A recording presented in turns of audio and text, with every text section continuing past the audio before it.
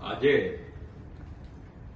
લોકશાહીમાં ખૂબ મોટો દિવસ છે, એટલા માટે કે માનનીય સુપ્રીમ કોર્ટ દ્વારા માનનીય અરવિંદ કેજરીવાલજીને જે સીબીઆઈએ કેસ કર્યો હતો એમાં આજે શરતી જામીન આપ્યા છે. આ ચુકાદાને આમ આદમી પાર્ટી ગુજરાત અને સમગ્ર દેશ આ ચુકાદાને વધાવી રહી છે. સાથોસાથ માનનીય સુપ્રીમ કોર્ટનો ખૂબ ખૂબ હૃદયપૂર્વક આભાર પણ અમે માનીએ છીએ. આની પહેલા આ જે કેસ જે છે એમાં પણ માનનીય અરવિંદ કેજરીવાલને ઈડીએ જે ચાર્જશીટ દાખલ કરી હતી એમાં પણ જામીન આપ્યા હતા અને ત્યાર પછી સુપ્રીમ કોર્ટમાં અમે ગયા હતા અને સીબીઆઈએ જે ખોટો કેસ માનનીય અરવિંદ કેજરીવાલજી ઉપર દાખલ કરવામાં આવ્યો છે, આજે એમાં પણ દૂધનું દૂધ અને પાણીનું પાણી થઈ ગયું છે. એટલે કે આ જે કેસ જે છે એ આખો 2 વર્ષથી સતત ચાલતો આવ્યો છે. એટલે કે કોઈ પુરાવા નથી, આખો જૂઠો કેસ બનાવવામાં આવ્યો છે. માનનીય અરવિંદ કેજરીવાલજીને અને આમ આદમી પાર્ટીને ખોટા આરોપો નાખી અને કેવી રીતના રોકવામાં આવે એના માટે થઈ અને ભારતીય જનતા પાર્ટીના શીર્ષ નેતૃત્વ દ્વારા આ ષડયંત્ર રચવામાં આવ્યું છે. પણ આજે જે રીતના સુપ્રીમ કોર્ટ દ્વારા ચુકાદો આપવામાં આવ્યો છે, જે રીતના માનનીય અરવિંદ કેજરીવાલજીને જામીન આપવામાં આવ્યા છે, એના ઉપરથી સાબિત થાય છે કે ભારતીય જનતા પાર્ટીનું જે આ ખોટા કેસ કરવાનું જે ષડયંત્ર હતું એ સુપ્રીમ કોર્ટે ખુલ્લું પાડી દીધું છે. આ કેસ જે છે એ સદન ખોટો છે અને માત્ર ને માત્ર અરવિંદ કેજરીવાલને જેલમાં રાખવાનો એક જ હેતુ હતો કે જે વિધાનસભાની ગુજરાતમાં ચૂંટણીઓ આવી હતી, લોકસભાની ચૂંટણીઓ આવી રહી હતી, એને રોકવા માટે.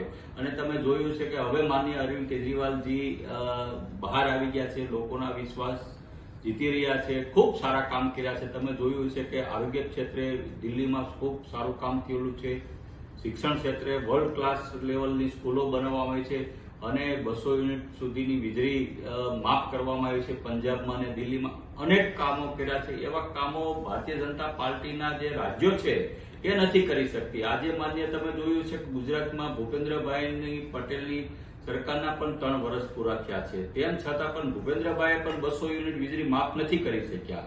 આજે પણ ભૂપેન્દ્રભાઈ સારું આરોગ્ય નથી આપી શકતા ગુજરાતને. આજે પણ તમે જોયું છે કે મહિલાઓની સલામતી માટે ભૂપેન્દ્રભાઈની સરકાર પગલાં નથી ભરી શકતી. મહિલાઓને મફત મુસાફરી બસમાં નથી કરાઈ શકતી. એટલે ઘણા બધા શિક્ષણને લઈને તમે જોયું છે કે દિલ્હી જેવી સ્કૂલો આજે પણ ગુજરાતમાં નથી બની શકી. એટલે કે જે માનનીય અરવિંદ કેજરીવાલજીએ જે દિલ્હીમાં કામ કરી રહી છે એવા કામો ભારતીય જનતા પાર્ટી નથી કરી શકી. એટલે માત્ર ને માત્ર એને અટકાવવા માટે થઈ અને એ ખોટા કેસો દ્વારા માનનીય અરવિંદ કેજરીવાલને જેલવાસ કરવામાં આવ્યો હતો. સીબીઆઈ ઈડીઆઈનો ખોટો દુરુપયોગ કરવામાં આવ્યો હતો. પણ બાબા સાહેબે જે બંધારણ જે રચ્યું છે તેમાં એ બંધારણને અનુસંધાનમાં માનનીય સુપ્રીમ કોર્ટે એક લોકો દ્વારા ચૂંટાયેલા મુખ્યમંત્રીને આજે જામીન આપ્યા છે. તે બદલ સુપ્રીમ કોર્ટનો આમ આદમી પાર્ટી ગુજરાત વતી અમે એમનો આભાર માનીએ છીએ અને આવનાર સમયમાં અમે ડબલ તાકાતથી હરિયાણા પણ લડવા જઈ રહ્યા છીએ. 90 સીટ અમારા કેન્ડિડેટો અમે ઉભા રાખ્યા છે. ચોક્કસપણે આમ આદમી પાર્ટી ત્યાં ખૂબ સારું માનનીય અરવિંદ કેજરીવાલના નેતૃત્વમાં પરફોર્મન્સ કરવા જઈ રહ્યા છે. આવનારી દિલ્હીમાં પણ જે વિધાનસભાની ચૂંટણી આવી રહી છે એમાં પણ આમ આદમી પાર્ટીની સરકાર બની રહી છે. એટલે ત્યારે આ જે સત્તાધીશો છે કેન્દ્રમાં જે બેઠા છે તાનાશાહીઓ, એને ગાલ ઉપર એક તમાચો મારવાનું કામ સુપ્રીમ કોર્ટે કરવામાં આવ્યું છે. શરતી જામીનમાં એક એવો પણ ઉલ્લેખ છે કે સીએમ ઓફિસમાં નહીં જઈ શકે, જે ફાઇલોમાં સહી કરવાની છે એ ફાઇલો માત્ર એલજીએ એપ્રુવ કરી હશે એવી જ ફાઇલોમાં સહી કરી શકશે, બીજે પણ નહીં કરી શકે.